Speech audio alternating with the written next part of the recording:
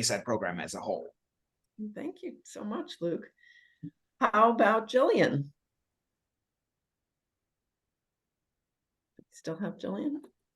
Sorry, I just relocated to my room because, again, technical difficulties. So hi everyone, I'm Jillian. I'm a second-year student in Reach. I'm one of the Reach ambassadors for these open houses. I am in the PAVE program, and I'm trying to, And you're working where? yes, I'm working at the JCC. I sometimes see Debbie there. Debbie, yes. I'm working at the JCC and their marketing and their cafe. And where are you from originally? It's been really fun. I'm from New Jersey. Okay, awesome. And let's go to Debbie. Hi, everyone. I am Debbie. I am a community member. I've been a community member for a year now, over a year actually. And as Jillian has mentioned, two of my 3 part-time jobs are working for the membership department at the JCC and also working as a barista at the JCC cafe that they recently opened in May.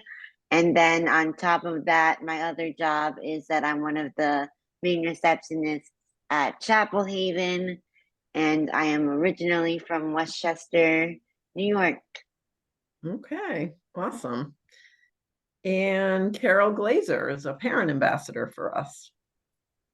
Hello, I'm Carol Glazer. I live in New York City.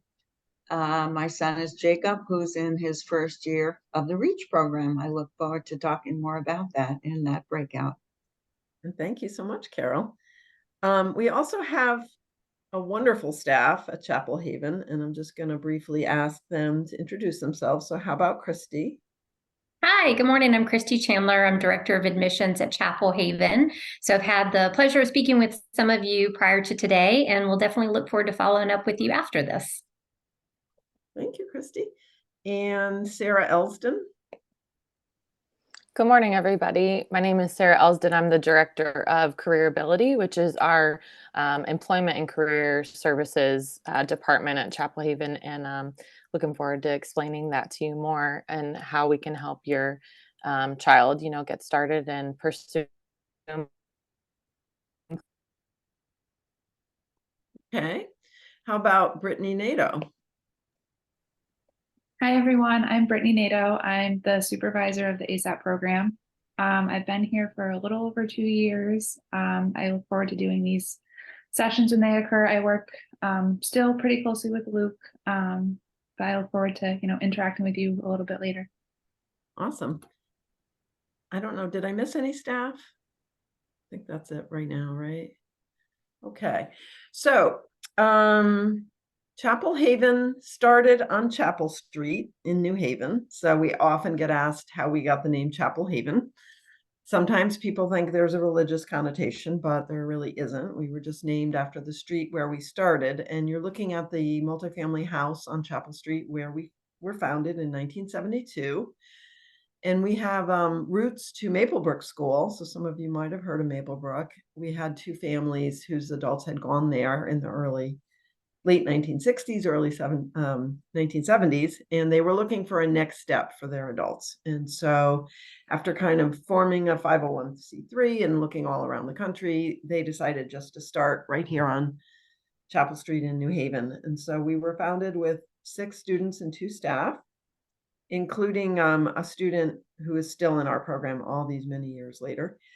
And we moved to our current campus on Whaley Avenue, again in the Westville section. So we've been in Westville for 51 years, but we moved here to Whaley Avenue in 1976. And so last year we celebrated our 50th anniversary, and we've been doing what we do for a long time. This is a map that kind of shows you all of the wonderful resources right within walking distance of our campus. So we're in a very walkable, easy to navigate section with our own branch of the library and synagogues and churches and small businesses in Westville Village, and we even have a cat cafe. So not many places can brag about that. And one of the things that happened along the way as we began serving adults in 1972 is we started to get a lot of phone calls from families with a diagnosis of Asperger's syndrome, et cetera. And we were one of these programs that felt we can't just put everyone under one roof and hope that our program will work. So we were lucky enough to be connected with the Yale Child Study Center, which again is, right within our community. And they helped us to found a separate program. Some of you will be going into that breakout session today about the Asperger Syndrome Adult Transition Program, which focuses on really social communication. And so that program started in 2006. And so when families call us, those are the two programs, the REACH program and the Asperger Syndrome program that we would be talking to you about. Christy's handling this, moving the slides along, and she's moving me right along. So here we have our beautiful campus. And as I mentioned in the beginning, we invested $45 million to upgrade our campus. And that all started in 2017. And then COVID hit, and we kind of went into a little bit of we kept our programs going, we kept open, but we were sort of in a bubble. And so now we're getting back to business, and people are coming to see the campus, and we're, back to a more regular admission cycle. But yeah, sorry about that.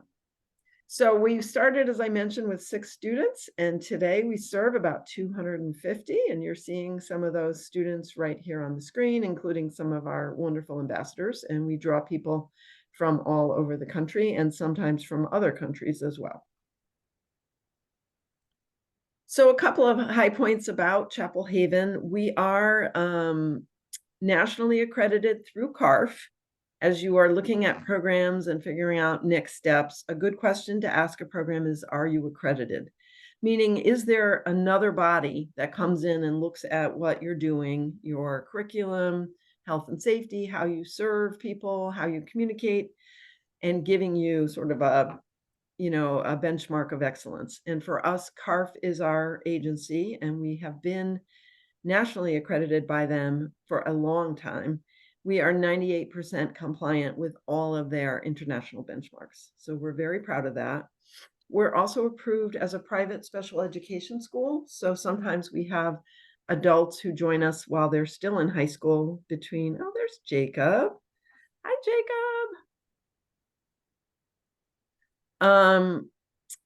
Adults who are still in high school between the ages of 18 and 21, still on an IEP, can sometimes come to our to our school with help from their school district.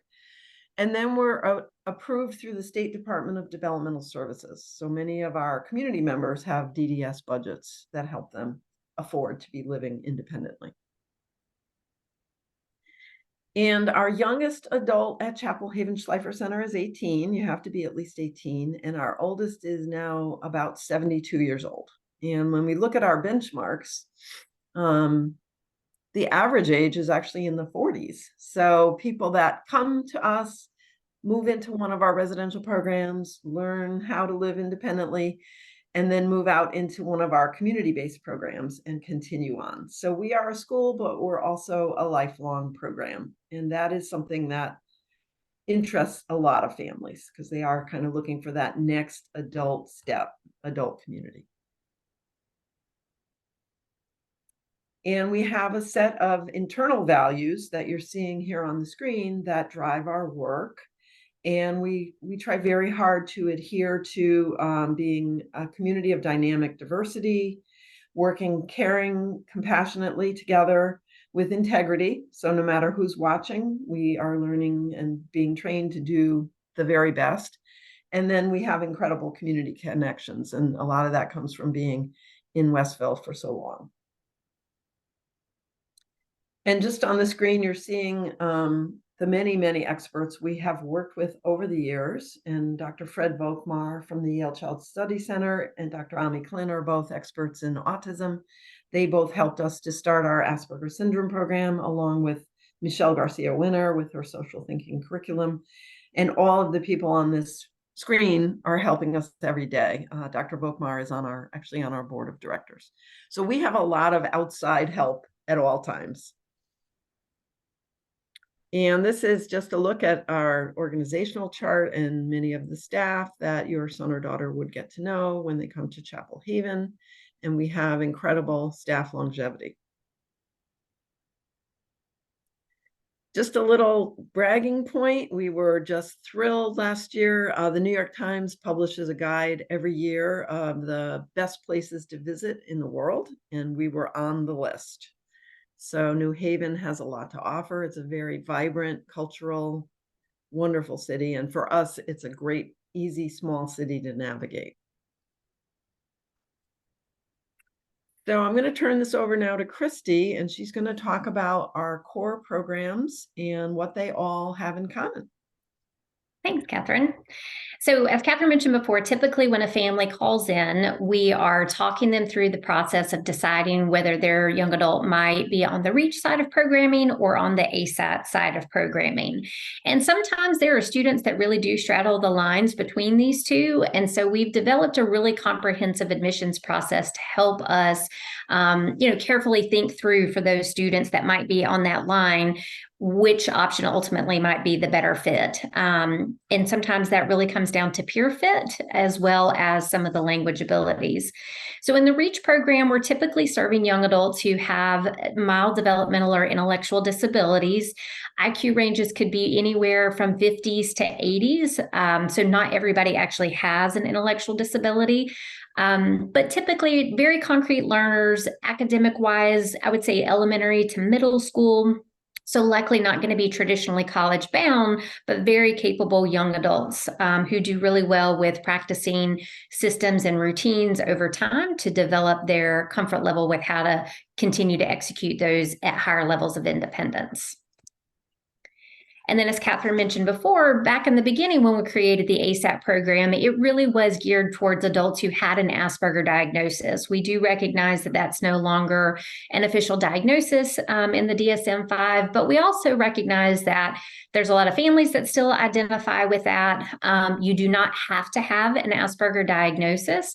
We have also come to have adults with things like PDD-NOS or autism level 1 without an intellectual impairment or language impairment, adults with social communication or executive functioning disorders, nonverbal learning disabilities. So typically these are adults that, while they might have splinter skills in terms of academic or cognitive abilities, they don't typically have an intellectual disability as part of their profile.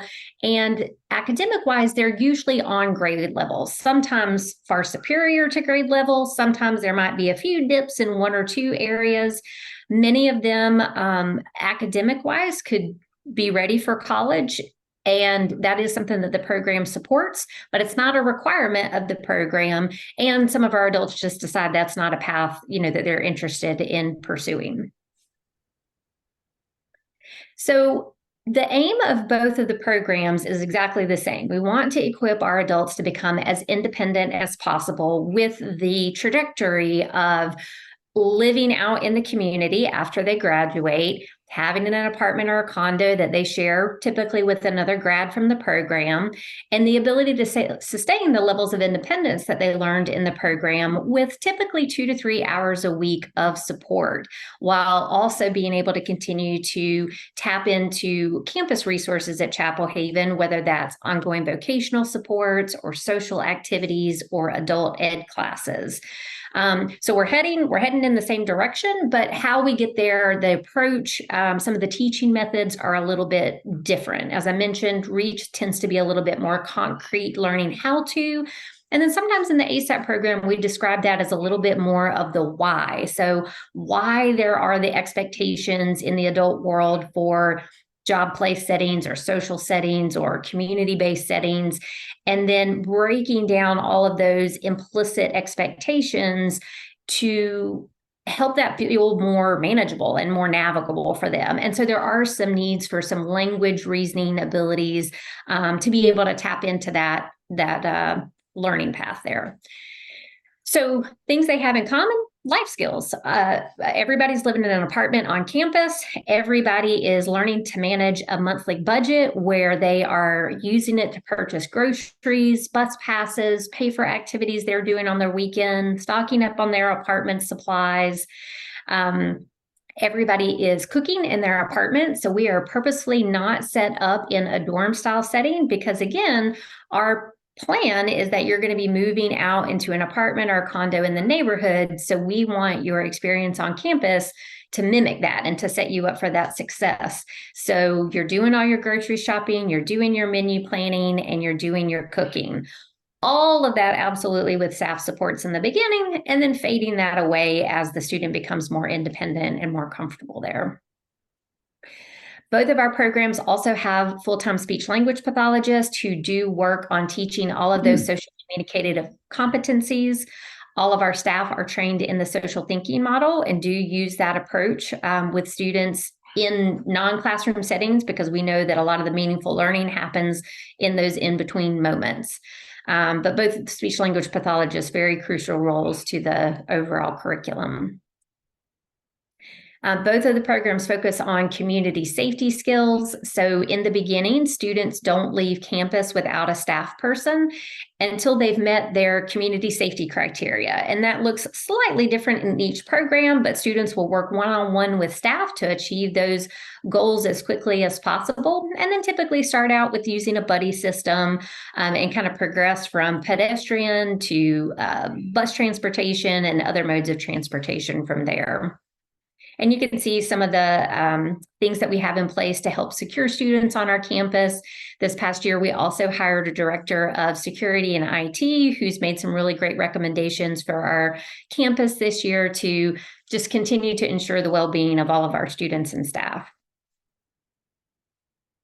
And then fun stuff. That's a big part of both programs. So in the evenings, there are sometimes activities that are offered in both programs, sometimes formally through our recreation program or through evening social-oriented classes like dinner and a movie.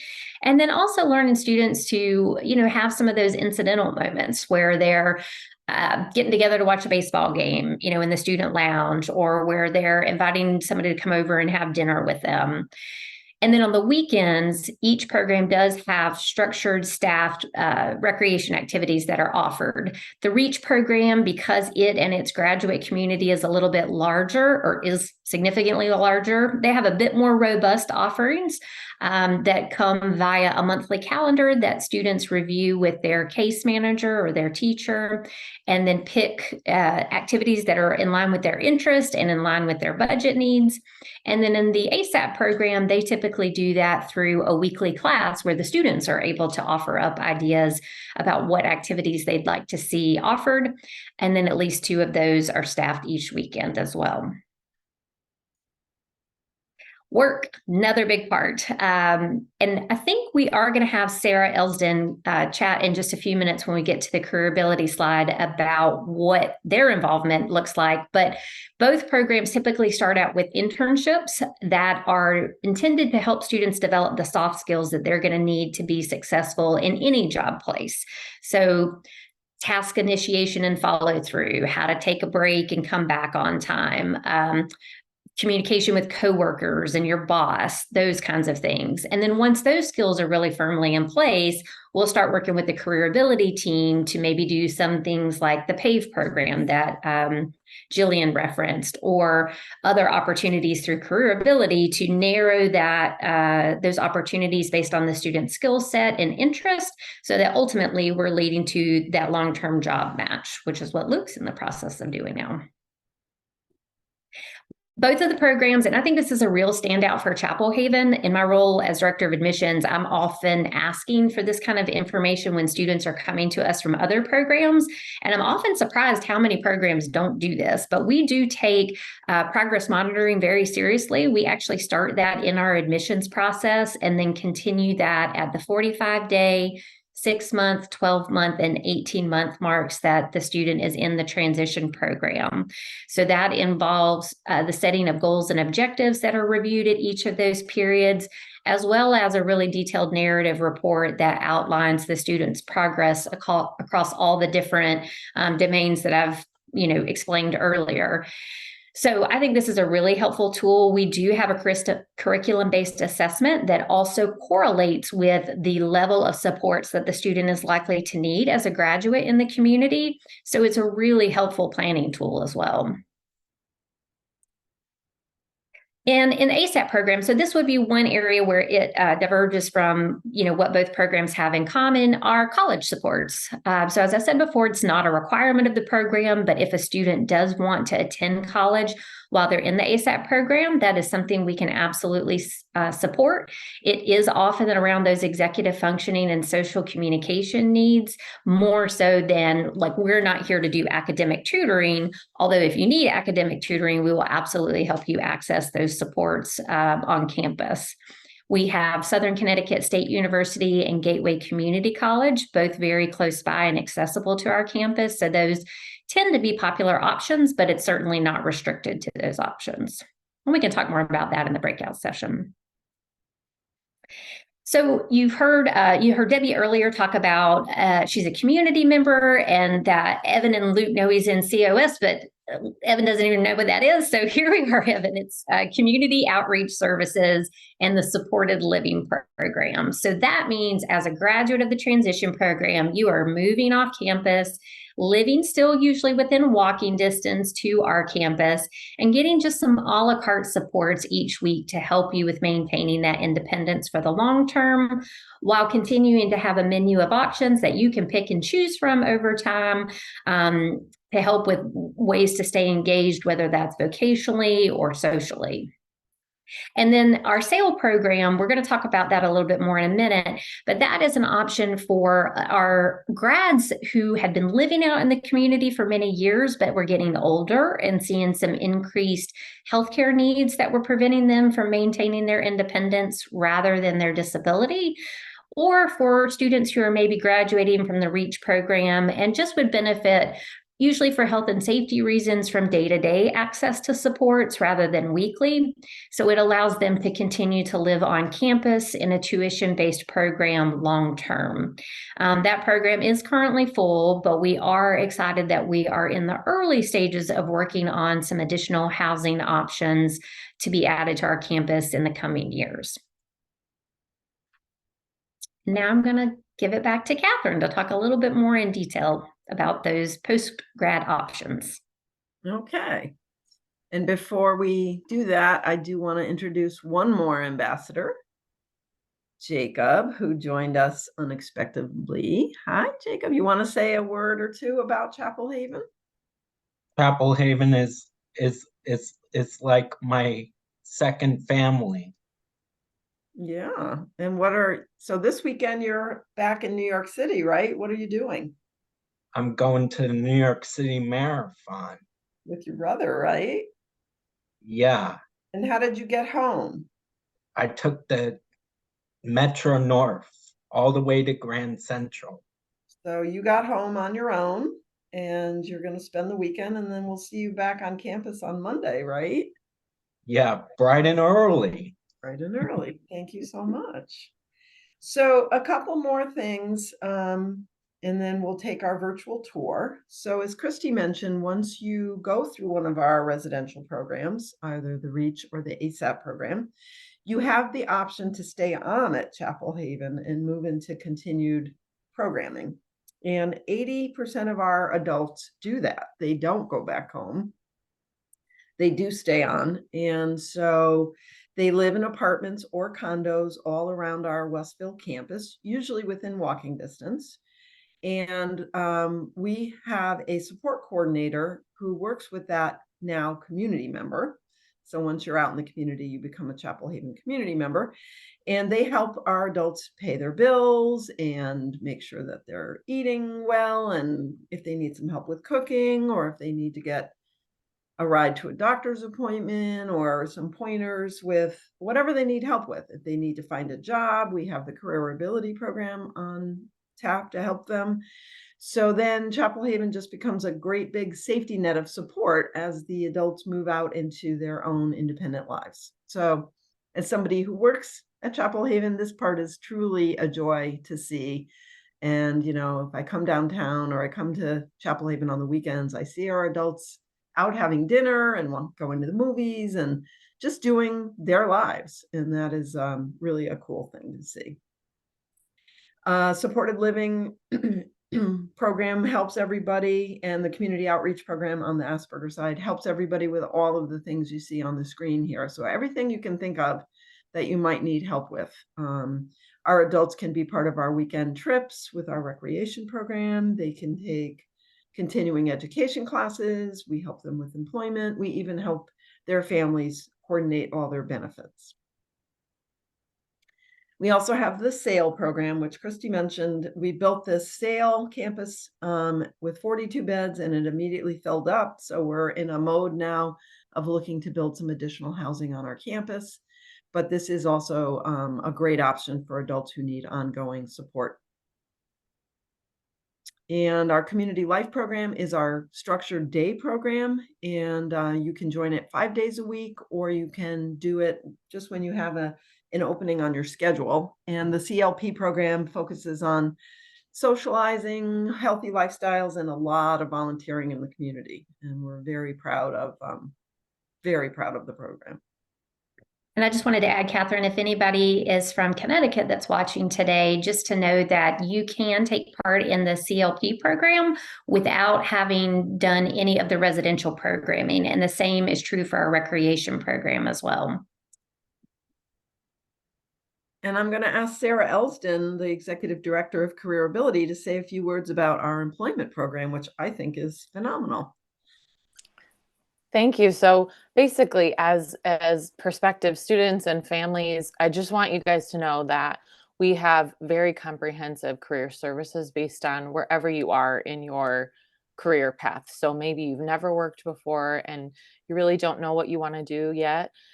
We have services to help you explore that and learn about jobs, volunteering in your community, maybe do work-based learning to prepare for a career.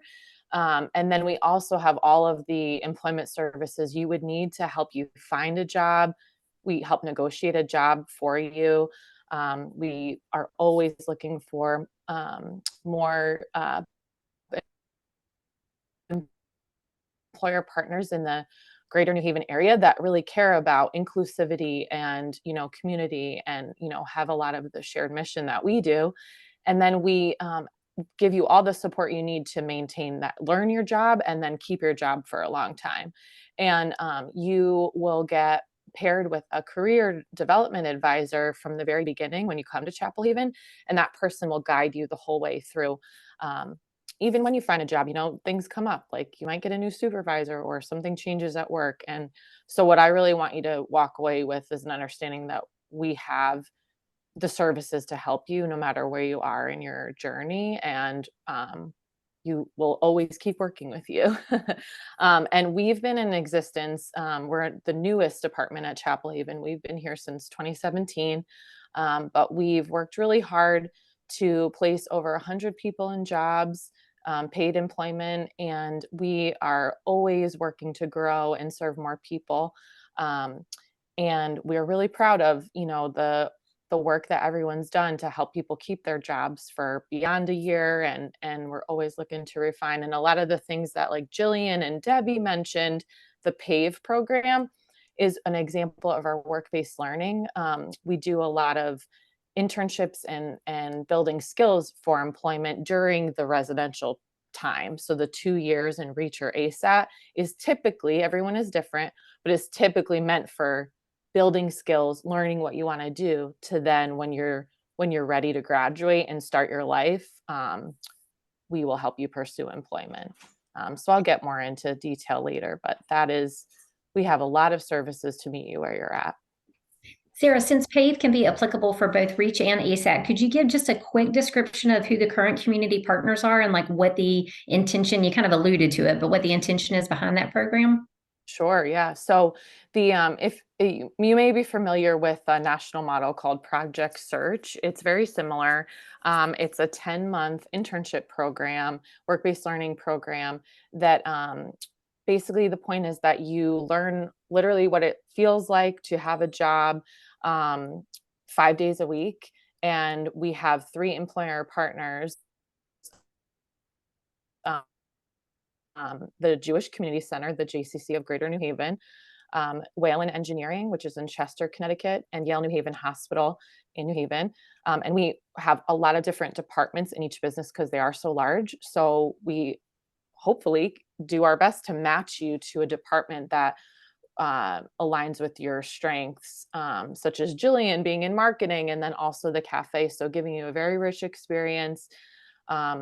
These are partners that we have. So we train with that employer, we identify mentors there in that business. You get on the job coaching from our staff. And then also there's a classroom component to work on your social communication, to work on problem solving in the workplace, working on your professional portfolio, preparing for what's next. So it's a very comprehensive program, and it's very common for people in the residential programs, REACH or ASAP, particularly in their second year, to do this program. And we work very, very closely with REACH and ASAP to provide, very rigorous and enriching vocational programming throughout your time. Thanks, Sarah. And I do want to just add that having found employment for 100 adults, we'd never had that before. So this is really big. And like traditionally in the disabilities field, it's a hit or miss approach to employment and doesn't always work. And adults are not always in the right job for them. And the job retention is not there. But because we have such a comprehensive program and we've had so much support getting it off the ground, it has been amazing to me, because I've seen it before we had it and now that we do have it. And it's just amazing to see our adults working and job shadowing and doing all of that. We do have a UArts program on campus where we make our own spirit wear and other products. It's an artisan training program that's been very successful.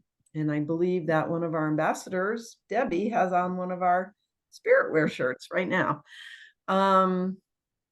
We also have a recreation program on the weekends and with a lot of activities, including some virtual activities. So this is always a nice way to get involved with Chapel Haven as well. And we do these at a glance tours the first Thursday of each month. So it's a lunchtime 1-hour tour. We do limit it to 8 people. You can hop on our website at chapelhaven.org to see if there's some openings in our upcoming tours. But we have found this to be a really fun, easy way for families to come, just take a look, see what we're all about. So that's an option for you guys. And just to look at our admissions process. So we do serve adults. So you need to be 18 or almost nearly 18. And we do ask for some testing as part of our admissions process. We use an online application, and we have a really comprehensive system where the adult comes for a sample day. So first they come from 9 a.m. to 3 p.m. and then they do a 5-day overnight visit. And so it helps both the admissions department and the adult figure out, is this the right next step for me? So you see our emails were on the screen there if you have any questions. Sorry. Okay. I can say the email, or we'll put it in the chat. How about that? It's admission@chapelhaven.org. So I'm just going to swap out and take you on a quick virtual tour to show you the areas where both programs access these parts of campus. And then one thing I'm realizing, I think I skipped a slide in the beginning, and apologies, I don't usually have the slide clicking duties, and now you know why. But if you have questions, please do put those in the chat. We will be monitoring those chats.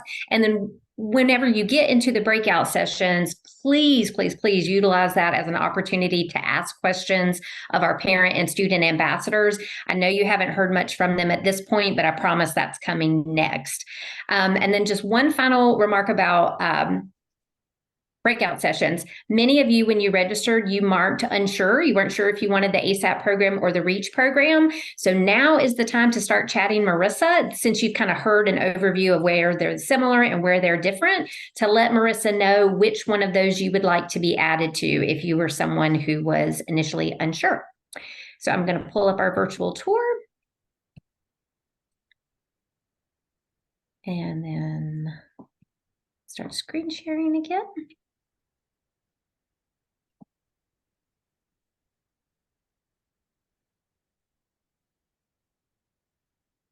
Okay. So these parts of campus that I'm going to show you now, like I said, utilized by both programs. And really, they're just some common spaces. So you saw our lovely courtyard before. This is certainly a popular area when the weather is nicer out. Students from both programs just like hanging out outside together. Whenever you do come for a campus visit, this is where your first stop will likely be, in our Welcome Center. Debbie works often at that white desk that you see there, along with another one of our community members, Kim. Upstairs, we do have a cafe, and the cafe serves a few different purposes. It is a job training opportunity, so we do have some adults working there who are interested in culinary arts areas. And actually, one of our ASAT grads who went to Gateway and got her culinary arts degree there, she did her internship in the cafe and has now been hired as a regular staff employee in the cafe. And it's actually run almost entirely by grads of the program. So while residential transition students are often not getting meals from here, our graduate community, especially our older adults, do really enjoy using this as an opportunity to meet up with friends for breakfast or for lunch. We also just have some special events up here. We have birthday parties and various holiday celebrations. And then just across the hall, or through those Italian villa doors there, is where the cafe is. And we call this space Outreach. So it's really just a big multi-purpose room. A lot of our movement-based classes like yoga or Zumba might happen up here. And it's also a space where, for the REACH program, many of the on-campus recreation activities happen during the weekend. So things like dances or bingo, karaoke, those would all be available here. And in ASAT, they actually have a really fantastic community Thanksgiving feast that they're going to be having in the next couple of weeks, which will be up in this space also. So these I are thought just it was in the next couple of days, though. Maybe it is. I didn't know the exact date, so I was speaking generally. So That's you're fair. It's probably on the correct. 9th from what I remember. There we go. This is, we also have a really fantastic theater program through REACH, and they put on a production, a very unique and entertaining production at the end of each term. So those performances happen up in REACH as well. This is from one of our last ones. And we do some health and safety training. All our staff are up to date with their CPR and American Red Cross first aid training. And then down in the basement, so the two places I just showed you, the cafe and the outreach room, those are upstairs in our Boswell building. And then all the way down in the basement is this gym area. So we have personal trainers who work here with both students and graduates. And then students can also use this space independently. In our sale building, which is on the left picture here, we have some additional fitness spaces and some adaptive equipment. And we have a wellness coordinator who oversees about 6 or 7 different personal trainers who teach group fitness classes. And then families can also hire them to do one-on-one personal training if that's of interest as well. And in addition to both of those opportunities, we also have memberships to the JCC, which is just about 1.5 miles from our campus. It's the last stop on the bus line. And students have a membership included in their tuition. So they can go there with staff initially. And then once they're independent in the transportation to get to and from, they can go there and make choices about how to use the facilities. They can swim, play basketball, use the climbing wall, which I'm really jealous of. I really want to go and do the climbing wall myself. We also have a small but mighty art room with a fantastic art director. She's been there over 25 years. And she offers everything from ceramics, as you can see in the picture. She does have a kiln so that students can glaze their pieces and fire them. She does the theater production, and she does an amazing program called Out to Art, where the adults work with the docents at the Yale Center for British Art to learn about artists and types of art, and then make their own art in response to that. So it's been a really tremendous program. I think they are in a little over 10 years, and it's actually a model that they have been presenting on at museum conferences across the country to help other museums become more inclusive spaces. So we're really proud that they have had such a fantastic collaboration together. Okay. So you have seen the common spaces, and now we are getting ready to break out into our ASAT and REACH transition programs. So just a reminder that the REACH program is for young adults with mild intellectual developmental disabilities, so very capable but concrete learners. Autism, Down syndrome, cerebral palsy are common diagnoses there. ASAP program, Asperger, PDD, NOS, nonverbal learning disability, so typically not an intellectual or language impairment as part of their profile. And then you see your names here. You see those who were marked unsure. So again, if you have changed your mind about where you need to be, please share that with Marissa now. And we're going to move into the breakout sessions, and that is actually where we will be closing out from. So I am going to stop sharing and join my breakout session, and I will see those of you in the ASAT soon.